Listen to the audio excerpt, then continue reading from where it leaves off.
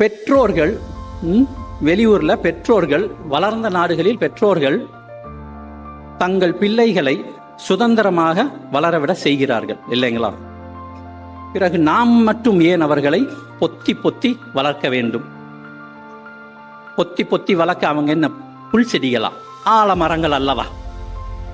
பிறருக்கு நிழலும் ஞானமும் தரும் போதி மரங்களாக அவர்களை வளர்க்க வேண்டாமா? கேட்கணும் இல்லைங்களா? என்னதான் நம்ம வளர்ந்த நாடுகள் சொன்னாலும் அவர்கள் உடுத்தும் உடை வேறு, அவர்கள் உண்ணும் உணவு வேறு, உணர்வு ஒன்றுதானே இல்லைங்களா? உணர்வு ஒன்றுதானே. இப்ப நான் என்ன புரிஞ்சுக்கிறேன்னாங்க, தலைவலி காய்ச்சல்னு வச்சுக்கோங்களேன், நம்ம சொல்றோம் ஒரு பாராசிட்டமால் எடுத்துக்கோ அப்படின்னு சொல்றோம். அது சரியில்லையா, மருத்துவரை போய் பாருன்னு சொல்றோம் இல்லைங்களா? இது மனவலின்னு வந்தா மட்டும் கோயிலுக்கு போ, உள்ளங்கையில் கற்பூரம் ஏத்துன்னு சொல்றோம். அதை நோட்டீஸ் பண்ணிக்கணுங்க. ரெண்டாவது, சர்க்கரை நோய், இரத்த கொதிப்பு நோய், இதுக்கு மாத்திரை கொடுங்க டாக்டர், ஊசி போடுங்கன்னு சொல்றோம் இல்லைங்களா? சொல்றோம். ஆனால் மனம் சம்பந்தப்பட்ட விஷயங்கள் வரும்போது நம்ம மாத்திரை மருந்த சொன்னோம்னா அவங்க கேட்குற 2 கேள்விதான். 1, வாழ்நாள் பூரா இதை எடுத்துட்டு இருக்கணுமான்னு கேட்குறாங்க.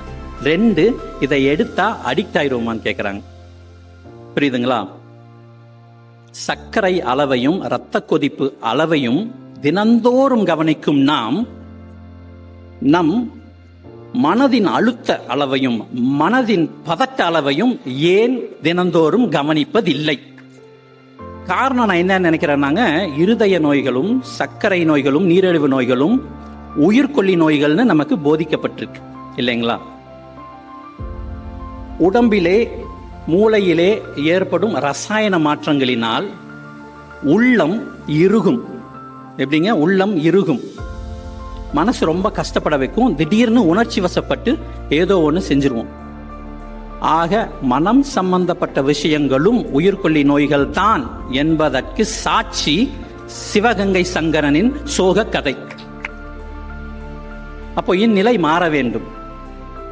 இதற்கு மனமாற்றம் தேவை இல்லைங்களா? மனமாற்றம் தேவை. அப்போ எண்ணங்கள் விதைகள், எண்ணங்கள் விதைகள், அது நமக்கு தெரியும். இந்த விதைகள் செடிகளாகி கொடிகளாகி மரங்களாகும் பொழுது அவை பாதி மரங்களா போதி மரங்களா என்று நிர்ணயிக்கும் நேரம் இது. மனநல குறைபாடுகளுக்கு இனி வெட்கம் வேண்டாம், அச்சம் வேண்டாம். போதியின் நிழல் உங்களுக்காக காத்திருக்கிறது.